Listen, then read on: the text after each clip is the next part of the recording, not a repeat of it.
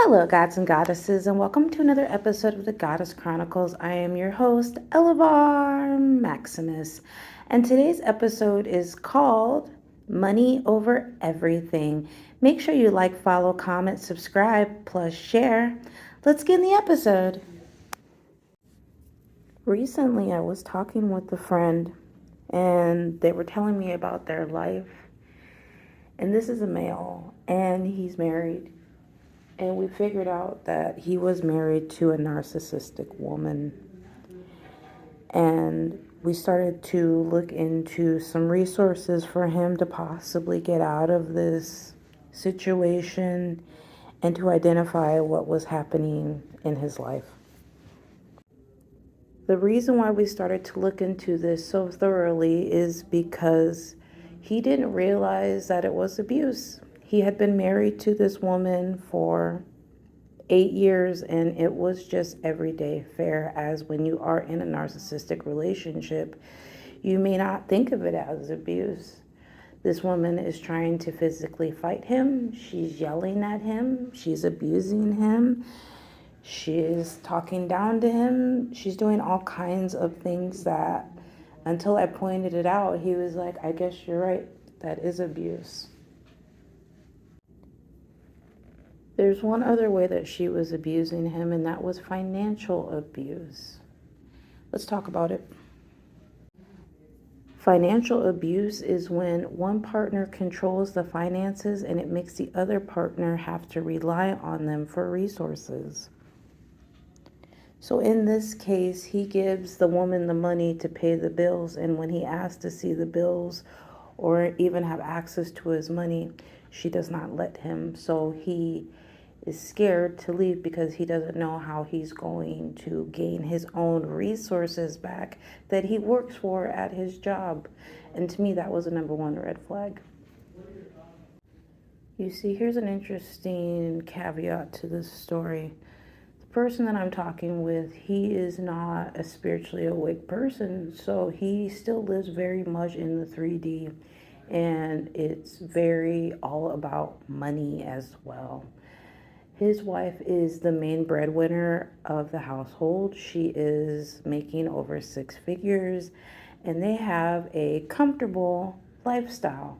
So he is concerned that if I leave her, am I going to still have access to my house, my cars, my boats, and who is going to pay for that? And on top of it, I want a new truck and I want a new boat. So then who's going to pay for it?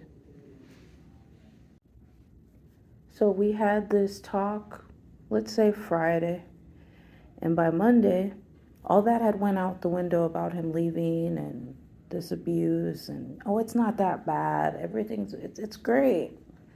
I said, what happened?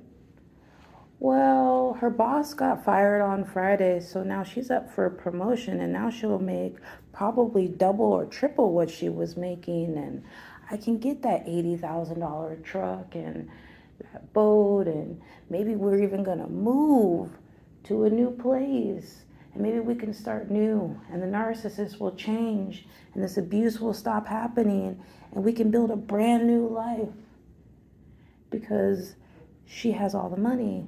And I don't have any access to money, so she's in control. So I had to remind him that he is in control of his life. He can get another job. He has options. But he didn't want to hear it. And I had to remind myself that when you are in a narcissistic relationship, that you are so used to being abused, you don't see it like that. You see it as normal. And I had to accept his decision to stay where he wanted to be. I just support you from afar. Let's talk about the second story. I've seen something about financial abuse and a narcissist. This one is different. The narcissist is the financial abuser. And these two people are married, and they have been married for over 30 years. The narcissist woman doesn't work, and the breadwinner is the husband. And they are getting up there in age, and the husband is expecting a huge inheritance at a certain age. And these two have a very miserable marriage. And the wife has been wanting to leave the marriage for like the last 12 years, but has been holding out because of this insurance money.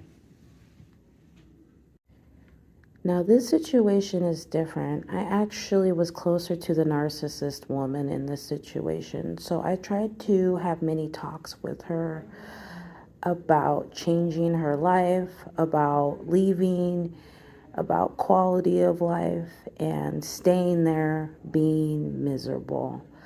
And they were both abusing each other in this situation in any way possible. This was a very much love, hate, relationship, tornado, cops. Very, very, very traumatic. On top of it, drugs and alcohol were always involved. So she always had to rely on him to give her money, which was one way that he could control her. And being that she is the narcissist, she was very abusive to him. So it was one way for him to actually have power.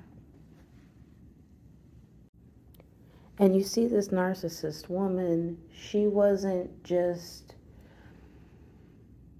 liking money, she loved money. She would do anything for money, including stay in a terrible relationship for all these years for a large amount of money. But this story doesn't go the way that she thinks it's gonna go. So these two put up with each other in this traumatic, stressful, abusive relationship until this money comes. And she expects to be paid for her time in this relationship. But that's not what happens. That's not what happens at all. You see her abused husband, which he's also an abuser as well. So he's not scot-free from any of this either. But I think he has more of an abused mindset than an abuser mindset. So he took that and he said, I have all this money, so I'm going to use it to my advantage and get away from you. So he took that money and found himself a younger woman and left her penniless with nothing. I just want to tell you a side note about that man.